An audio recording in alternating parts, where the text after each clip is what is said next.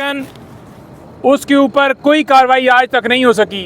खान साहब के ऊपर जुडिशल कम्प्लेक्स में हमला हुआ, उसके ऊपर भी आपने देखा कि उल्टा खान साहब और तमाम कारकुनान के ऊपर FIR दर्ज कर दी गई। थाना कोसार में मैं गया हूँ कि राना सनाउल्लाह के ख़िलाफ़ FIR दर्ज की जाए। मैं पाकिस्तान तहरीक इंसाफ की कोर कमेटी का मेंबर हूँ, वकील हूँ। मैंने अपनी तरफ से दरख्वास्त दी है कि वो हमारे लीडर हैं, तो उनके हवाले से इसने सुनो न्यूज़ चैनल और एक न्यूज़ चैनल के ऊपर बड़े बकवासात किए हैं। इसने कहा है कि इसका वजूद जो है वही मसला है, तो लिहाजा जो इसने मारने की धमकियां दी, मैंने FIR के लिए रजू किया, लेकिन मेरी दरख्वास्त कबूल नहीं की गई। उन्होंने कहा जी थोड़ा वेट करें। थोड़े वेट के बाद वो आए हैं, उन्होंने कहा जी ऊपर से अहकामात हैं, दरख्वास्त भी नहीं लेनी। दरख्वास्त कोई भी जाकर शख्स किसी की तरफ से भी कहीं पे कोई मसला हो जाकर दे सकता है, ये हमारा कानून कहता है, और उससे इनकार करना वो किसी सूरत कर ही नहीं सकते। लेकिन खुलेआम उन्होंने इनकार किया। उसके बाद मैं इस्लामाबाद पुलिस की तरफ से एक बनाया गया है साइबर विंग F6 के अंदर, मैं वहाँ गया। मेरे साथ यशवंत यार खड़े हैं, रिजवान शबीर कियानी साहब इस वक्त मौजूद नहीं है, और दीगर हमारे दोस्त खड़े हैं।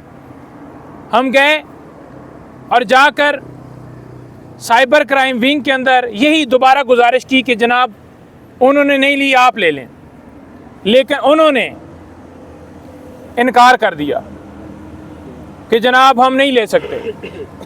अब मैंने उनको जो एप्लीकेशन है वो SP मुतलका और थाना कोसार के SHO उसको मैंने दे दी है, थ्रू TCS मैंने भिजवाई है, और TCS की रसीदें मेरे पास हैं। अब हम अदालत की तरफ रजू करने लगे हैं। अदालत में जाकर 22 AB की दरख्वास्त देंगे, जहां पर TCS जो की हुई रसीदें हैं वो साथ लगाकर उसके ऊपर मुकदमे के इंदराज के लिए अदालत से इस्तदा करेंगे। आप ये देख लें यहाँ पर कि एक मुल्क के साबका वज़ीर आज़म, मुस्लिम उम्मा के लीडर, सबसे बड़ी पार्टी के सरबराह, उनका अगर मुकदमा उनकी तरफ से दर्ज करने के लिए दरख्वास्त दी जाती है तो उसके ऊपर इनकार किया जाता है, ठुकराया जाता है। तो आपका, मेरा या किसी आम बंदे का अगर इसी तरह से कोई उसके साथ कोई भी हादसा हो जाए तो उसके साथ क्या दादरसी है। आज साइफर केस के अंदर इस्लामाबाद हाई कोर्ट में इस्तदा है कि जनाब इससे पहले भी बड़े बार बार बहाने बनाए गए।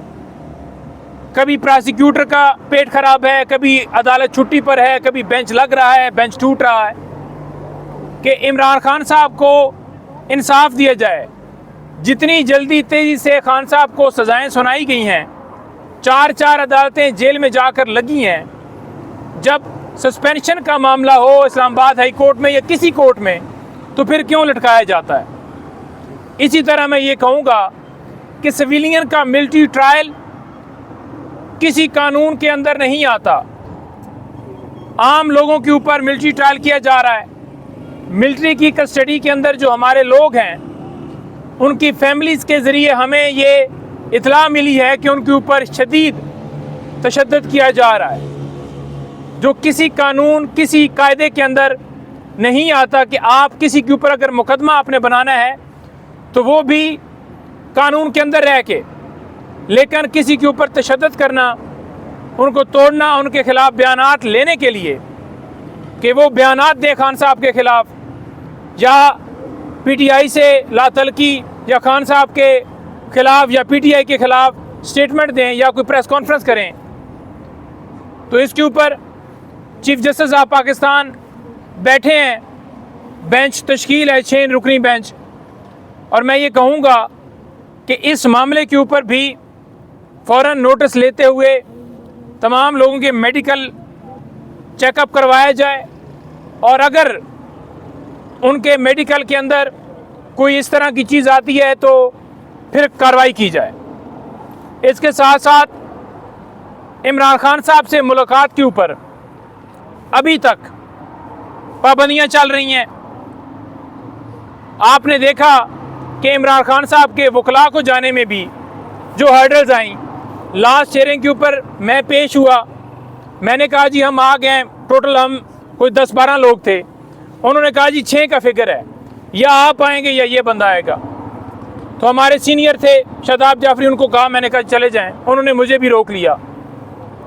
इस्लामाबाद हाई कोर्ट में मैं और हमारे दीगर मेंबरान मज़ीद, यानी कि आपने देखा कि पहले भी हमने पटिशन दायर की हुई हैं, मज़ीद हम पटिशन दायर कर रहे हैं जिसमें हम ये इस्तदा करेंगे कि इमरान खान साहब से तमाम लीगल टीम की और जितने हमारे लोग पॉलिटिकल लोग हैं, रहनुमा हैं, उनके ऊपर क्यों पाबंदी है। तमाम मीडिया के लोग आप सारे जाएं, सारे उनके वर्कर्स उनसे मिलें, तो वो पाबंदी ख़त्म कराने के लिए, खान साहब से मुलाकात करने के लिए हम दरख्वास्त देंगे। सुपरिटेंडेंट अडयाला जेल इस वक्त बिल्कुल बदमाशी के ऊपर उतर आया है। मैंने अदालत को कहा था कि उसके खिलाफ तौहीन अदालत की कार्रवाई की जाती है, लेकिन उसकी सैलरी अटैच करके उसकी गिरफ्तारी डालकर अगर कोई इस तरह का प्रोसेस किया गया तो तब जाकर उसने कोई हुक्म मानना है। आज भी वो अदालत में पेश नहीं हुआ, अदालत ने बुलाया हुआ था। आज भी खान साहब की वीडियो लिंक के जरिए हाजिरी नहीं लगाई गई। और मैं आखिर में ये कहना चाहूँगा कि मैंडेट के ऊपर जो डाका डाला गया है, आज हमारा फिर कोर कमेटी का इजलास है। मैं अभी यहाँ से निकल कर कोर कमेटी की मीटिंग अटेंड करूँगा। और लास्ट टाइम भी हमने इस हवाले से एहतजाज रैलियों और मैंडेट की वापसी के हवाले से बात हुई थी। आज मज़ीद कोर कमेटी के सामने ये सारी चीज़ें रखी जाएंगी और आपके सामने लाएअमल आएगा कि पूरे पाकिस्तान में इंशाअल्लाह ताला हम हज़ारों नहीं लाखों की तादाद में हर हल्का, हर सूबा, हर गली, हर मोहल्ला जब निकलेगा तो फिर इंशाअल्लाह ताला कप्तान की रिहाई भी होगी, अवाम का मैंडेट भी वापस होगा, मुल्क के अंदर कानून की बालादस्ती भी होगी और जिसको अवाम ने मुंतखब किया है वो इक़्तिदार में आएंगे। आखिर में 2 लफ्ज़ों के साथ मैं ये कहना चाहूँगा कि आपको खौफ के बुत तोड़ने होंगे। ये FIRs, ये पर्चे, ये छापे, ये गिरफ्तारियाँ, ये धमकाना, ये घर गिराना, ये कारोबार बंद करना, ये सील करना, ये फैक्ट्रियाँ बंद करना, इन चीज़ों से अपर होके अब प्रैक्टिकली अगर कोई सामने हमारे आए और हमारे ऊपर गोलियां चलाने की कोशिश करेगा तो हम इंशाअल्लाह ताला गोलियां भी खाएंगे, FIRs भी, हमें कोई डर नहीं है, हमें कोई रोक नहीं सकता।